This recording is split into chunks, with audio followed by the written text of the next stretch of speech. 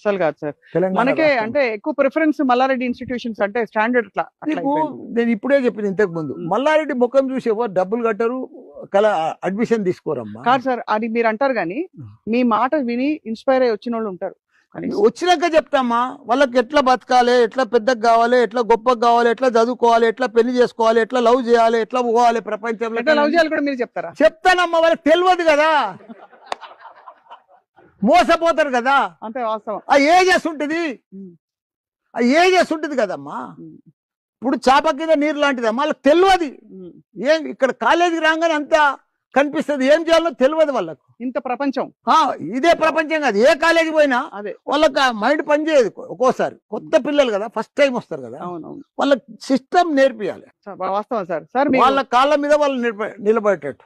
ఇప్పటిదాకా తల్లిదండ్రులు అప్పులు చేసో బాధపడో ఏదో తెచ్చి పిల్లగానికి స్టూడెంట్ ఇంజనీరింగ్ కోర్స్ తర్వాత వాళ్ళ కాళ్ళ మీద వాళ్ళు చదవాలి, వాళ్ళు వాళ్ళ జాబ్ తెచ్చుకోవాలి, వాళ్ళు అప్పుడు పెద్దోళ్ళు కావాలి, తల్లిదండ్రుల పేరు నిలబెట్టాలి. అప్పుడు తల్లిదండ్రులకు ఆనందం.